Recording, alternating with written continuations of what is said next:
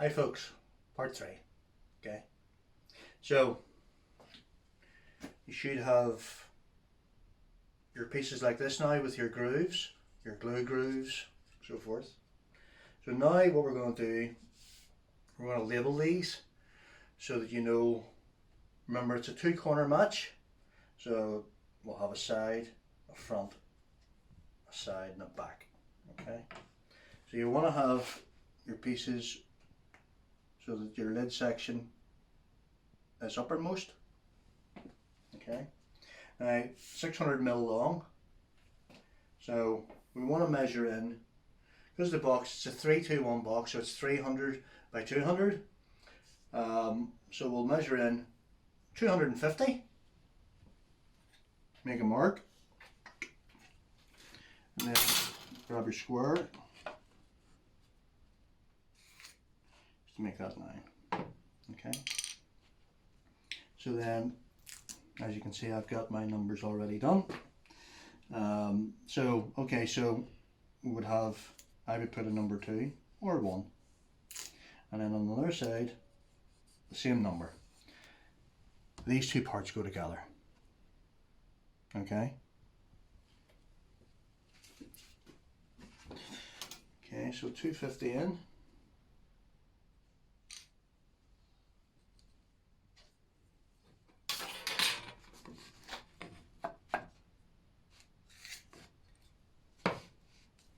and then 1,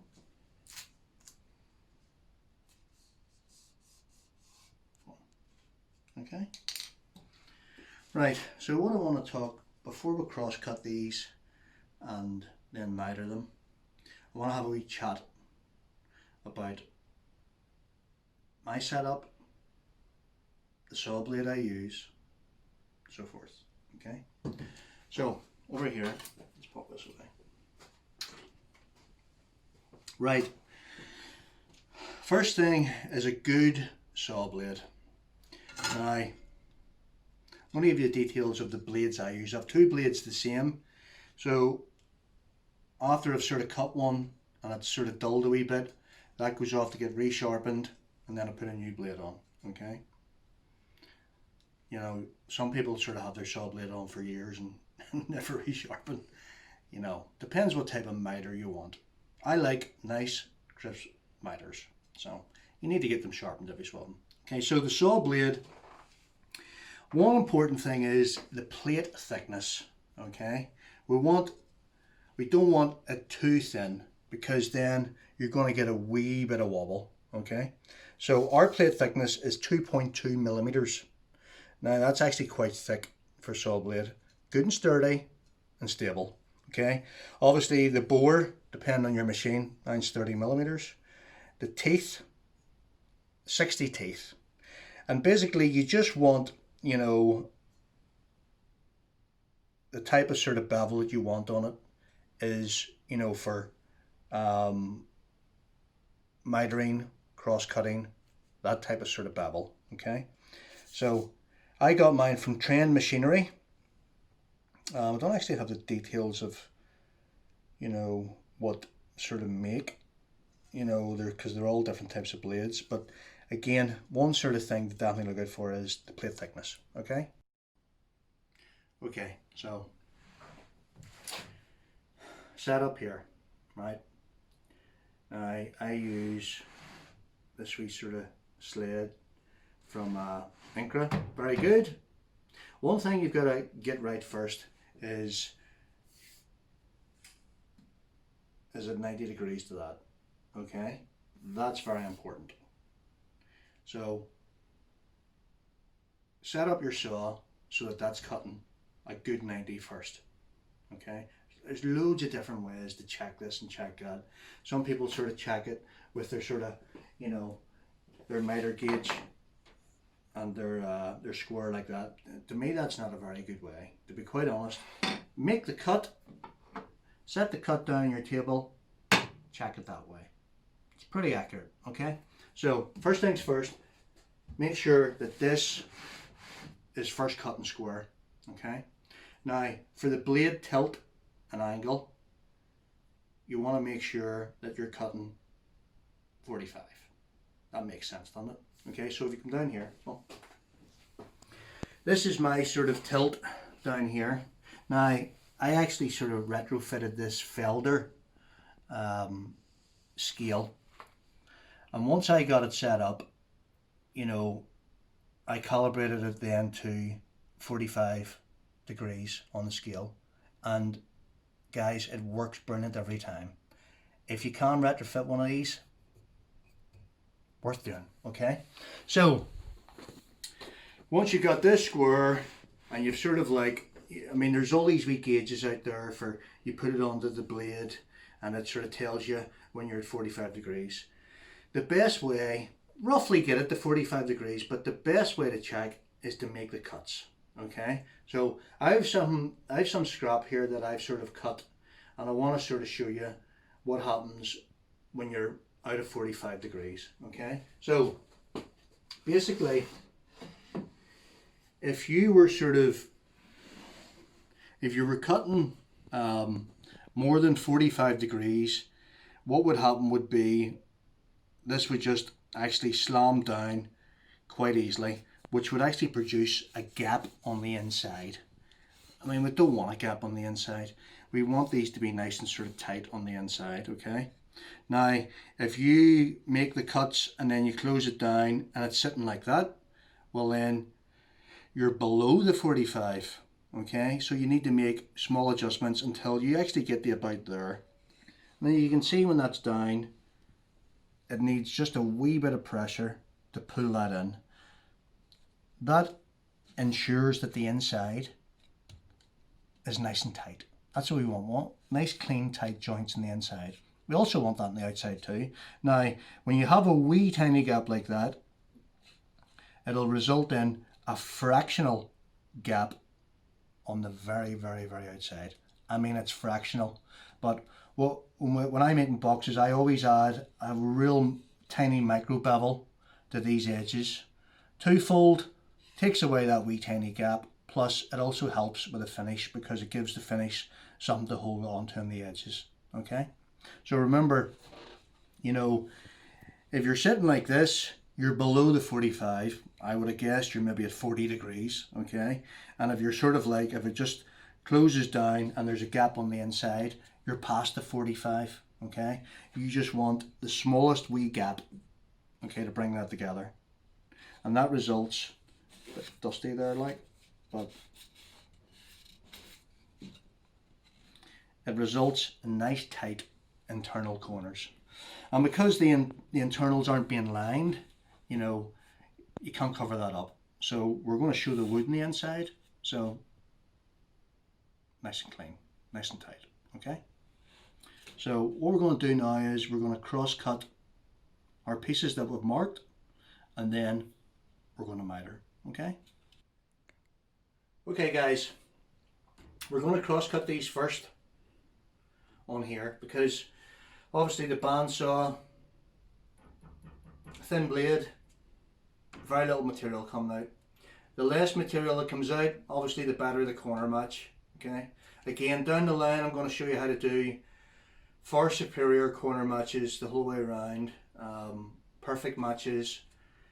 Not in this one, this is a quick veneered keepsake box, okay? So we're going to cross cut this first on our line, you know, quite simply, a line and cut, okay? Watch your fingers.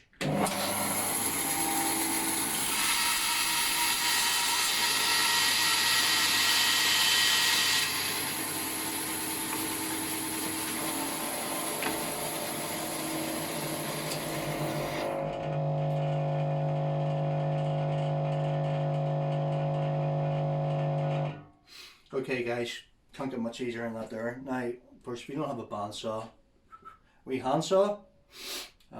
Also, you know, if you don't have a table saw to produce your miters, you might have one of those type of miter saws, you know, not the best, but you got to work with what you've got. I suppose worst case scenario would be that if you didn't even have that, you know, you could have a miter box. You know, realistically, you're not going to get very sort of clean cuts. You know, some people sort of use, you know, produce it roughly, maybe at the bandsaw, and then use the disc sander.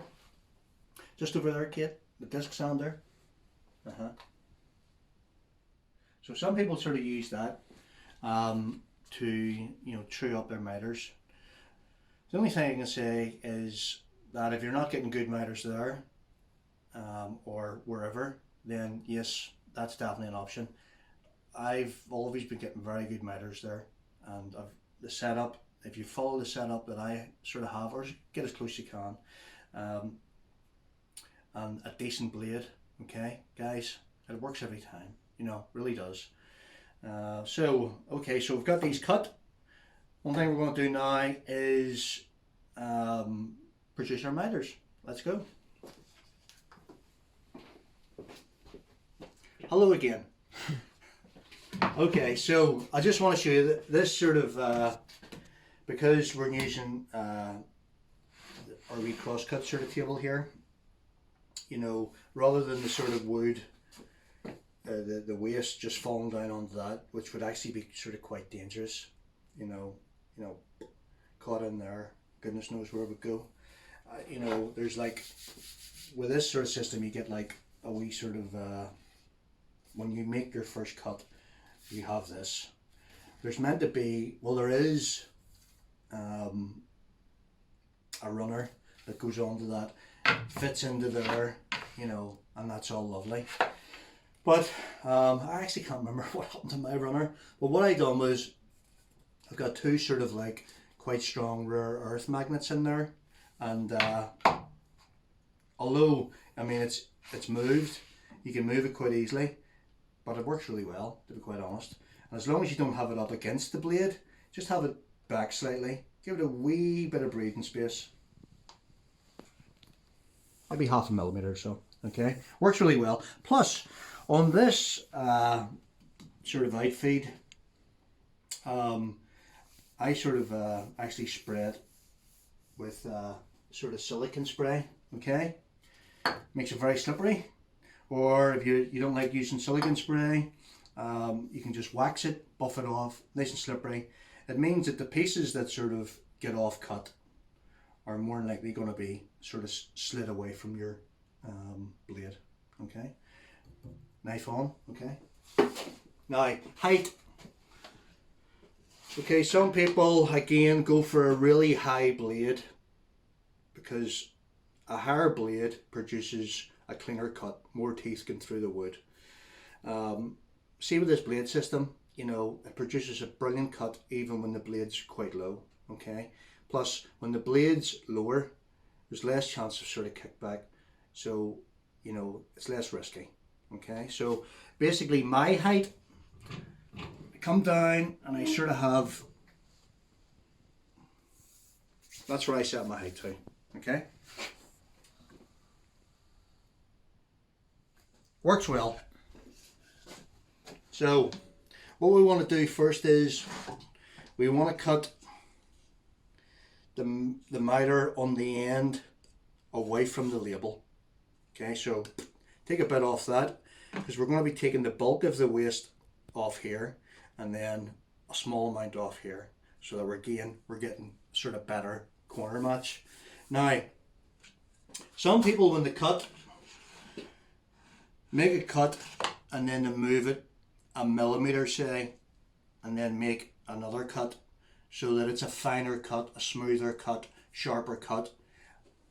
I disagree with that. The reason being, these blades are designed that when you have a cut, you have material either side. Okay, I don't know the full ins and outs of it, but taking a full cut produces a far superior cut, top and bottom. And when you take that fine sort of 1 millimeter cut, 2 millimeter cut, you can get breakout on the inside, and to be quite honest, it's going to spoil the box. You're going to end up having to line the whole inside just to cover up that breakout. So we want to be taking a full cut. Okay, so in the first cut, we're 250 millimeters long. We want to leave a wee bit of material here to cut off. So the first cut is going to be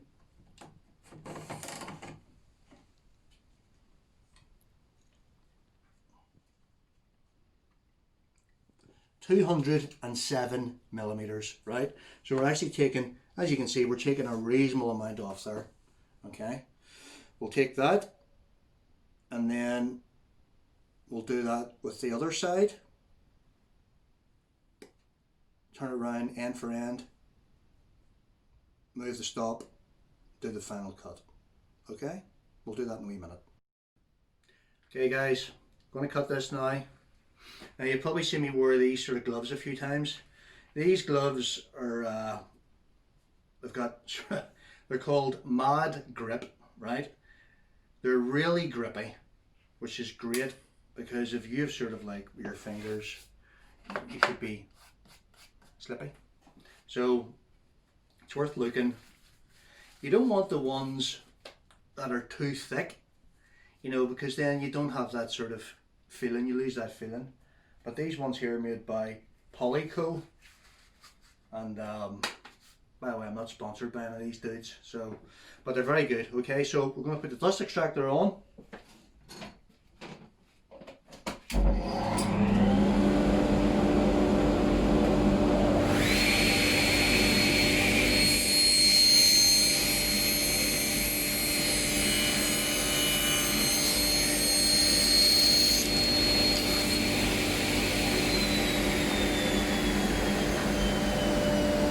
Okay guys, just want to make sure, like, don't even attempt to remove that wood by that smell, because you'd end up like this, okay, arms gone.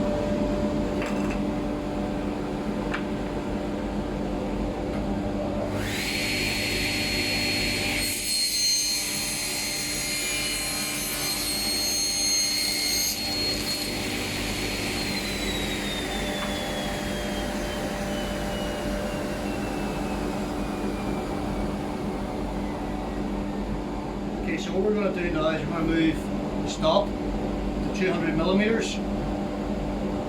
We're going to move that first.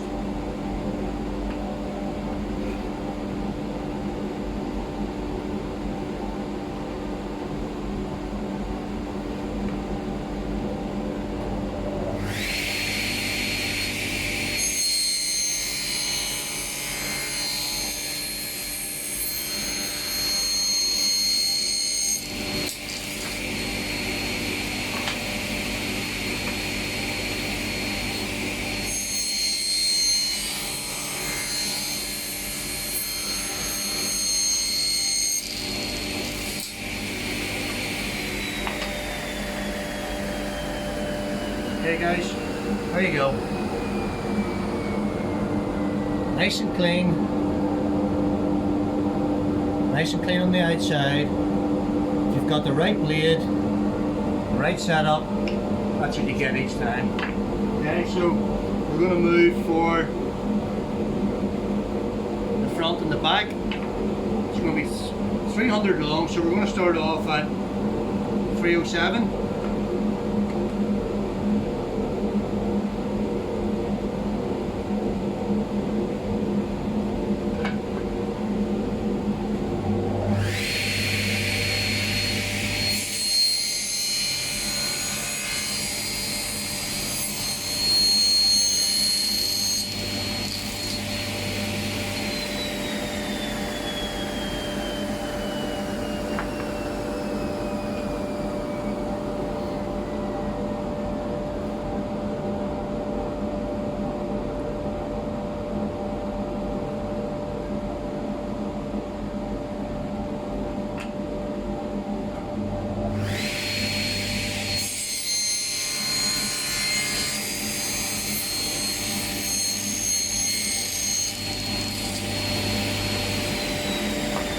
Okay guys, so then we want to move our stop to 300.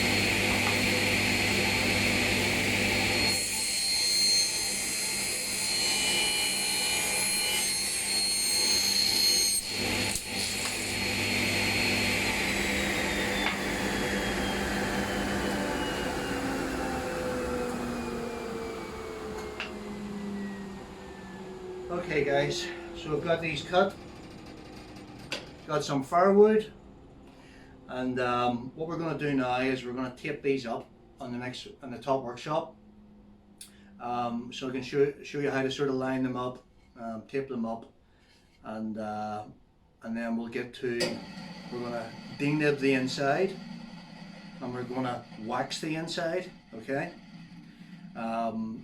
so let's go up to the next workshop. Okay.